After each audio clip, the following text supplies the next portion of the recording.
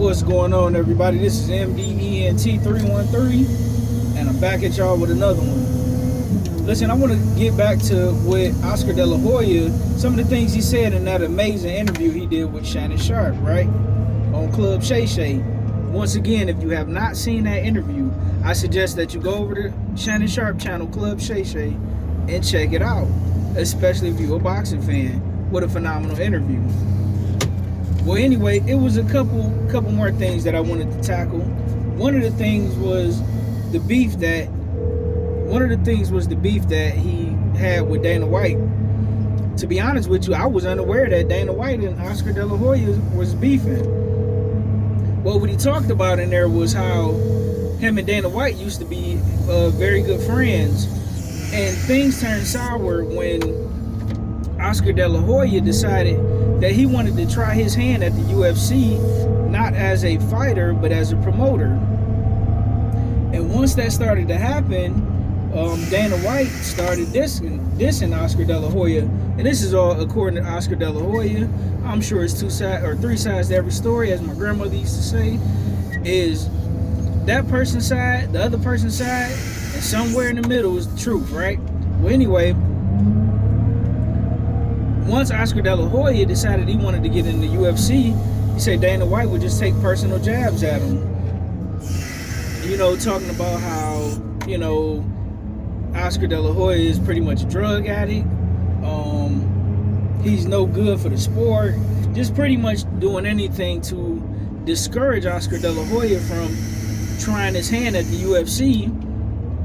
In addition to, you know, trying to get the fans to, you know, not want Oscar to be a part of what was going on with the UFC. You know, pretty much not, because he don't want UFC to end up like how boxing is, how where you start to pay these fighters so much money for regular average fights, and you know, you pay them so much to where in order for you to get the big fights, you got to try to find ways to pay these guys an egregious amount of money, right? And I understand where Dana White is coming from, but if Oscar De La Hoya is your friend, you know, I don't think that you should be, you know, talking crap about him just because he wanted to give it a try. I think as a friend, you should be trying to encourage him, right? And you should be trying to push him to be successful, right? And show him the ropes. You know, you're going to always be looked at as the main guy in the UFC. You have more experience with it, with the business. You have more experience with the fighters. You understand the fans better because you've been in that arena for God knows how long. I'm not big in the UFC, but I do look forward to getting more into UFC and learning more about, you know, mixed martial arts and how things work and who the people are. But so, you know, but that's a story for another day. And so it didn't really seem like, you know, they kind of took jabs at one another, but it don't seem as serious as the beef with Canelo Alvarez. That's why I got Canelo Alvarez on the title. But when all through this interview, from beginning to end, anytime certain boxing questions came up, Oscar De La Hoya would go out his way to jab Canelo Alvarez. It was a question that Shannon Sharpe asked when he asked Oscar De La Hoya, in his opinion, who do you think the top 10 Mexican fighters are? And he ranked everybody, and he put Canelo dead last. I thought that was hilarious. I don't think, because Oscar De La Hoya, he put himself pretty much at number 9, and I completely disagree with that. Oscar De La Hoya was a tremendous fighter, not just a tremendous Mexican fighter, but he was a tremendous fighter, period. I loved Oscar De La Hoya as a fighter. He fought anybody, he fought everybody, he gave everybody an opportunity. He always tested himself. Then he also expound deeper, because Shannon Sharpe asked him, well, what's going on with you and Canelo Alvarez? And he talked about how Canelo Alvarez, everything was all good with them, but he talked about how these fighters, what'll happen is the people that's in their camp, who's around them every day, they'll be talking crap about the promoter and, you know, pretty much be putting bugs in their ear, saying that, you know, the promoter's robbing you and the promoter's trying to get over on you, they're using you.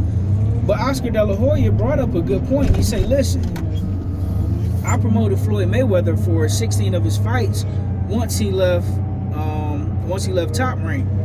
And he said what a lot of these guys don't understand, they think just because they're great fighters that they command all this money, when at the end of the day, if you're not putting butts in the seat, you may be a great fighter, but we can't afford to pay you X amount of dollars because it's not our money. We get money from networks. We got to get money from sponsorships. Pretty much, it's kind of like being a fundraiser where you got to go around, you got to promote yourself, and you got to pretty much raise capital for these fights. So for an example, if I so happen to raise, whether I'm going to get an investor, or I'm going to a bank, or I'm going to a network, or I'm going to different entities to try to get sponsorships, if I raise $20 million, but fighter A wants $15 million and fighter B wants $8 million, I can't pay these guys because I still got to pay the network.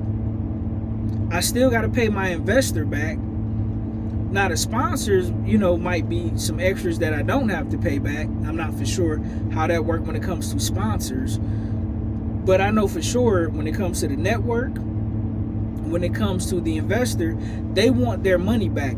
They may want it back with interest, but they want their money back. Plus, as a promoter, I'm working. I also want to get paid, but I also want to get my fighters the money that they deem that is worthy. So if the fans are requesting fighter A fight fighter B, the other place I get the money from, which is the fans, I need their help. So I got to put this fight on pay-per-view because I can't raise enough capital to pay these fighters on my own. Now, if the fans who's requesting these fights are still in the pay-per-view, then unfortunately that's putting a big dent in the overall profit that I have to return to investor, I have to return to the network, I have to pay the fighters and keep for myself. So if I need this fight to sell 40 million between the pay-per-views, between the gate, between merchandise, every time that fight underperforms business-wise, then somebody got to take a loss. The networks who's putting the fight, who's hosting the fight, they can't take a loss because we won't have a network to fight on if the network is taking a loss. The investor can't take a loss because if I don't return the money to the investor, then they're no longer going to want to do business and I can no longer pay the fighters. Now, if the fans are shortchanging me, well, that's going to ultimately hurt the fighters and the promoter. You see what I'm saying? And it makes perfect business sense. That's why you may have fighter A who's a pound-for-pound fighter and fighter B who's an excellent pound-for-pound fighter. But if they're not promoting themselves, if they're not marketing and branding themselves to make people want to spend money on them, then unfortunately the fight can't happen. So, he say that Canelo Alvarez is, he would walk in the room when Canelo Alvarez would be doing the interview, and because he's a boxing legend and he's also his promoter, when he walk in the room, sometimes it would steal attention from Canelo Alvarez, but it's not like he cannot walk in the room because he's the promoter of the event. So he also have to be there to ask questions. And he say, listen, that would get on Canelo Alvarez's nerves. It would really bother him. Things of that sort. And then slowly but surely they, started to have a disdain for themselves. Well, Canelo Alvarez, he claims that Oscar De La Hoya was stealing money from him, got lawyers involved, he sued Golden Boy. They eventually parted ways, and ever since then, these guys have been taking jabs at each other, even though they came together to make the Canelo Alvarez versus Jaime Munguia fight Canelo Alvarez's last fight, and there was a lot of tension in there. It's unfortunate, that these things happen when it comes to business, but hey, what can you do, A lot of these fighters, unfortunately, come from impoverished backgrounds to where most of us as people don't know how business works. I'll be honest, I don't completely understand business all the way like I should at my age. I should understand completely how business works, but I will admit that I don't. I understand it to some degree, but not holistically. And, you know, when it comes to money, it will drive a wedge in relationships, unfortunately. But go check that interview out. It was nothing short of amazing, spectacular. I will be back with some more videos about that interview, because it was so much things touched on, so many topics touched on, that I got a deep dive into. Want to give Shannon Sharpe all the credit in the world. That brother is doing an amazing job, and I love the way he interview people. You feel like you're talking to a family member, and when you feel like you're talking to a family member, hey, you don't mind opening up. And that's what we like to see as fans. Keep doing your thing, Shannon. With that being said, though, ladies and gentlemen, I'm out. Peace.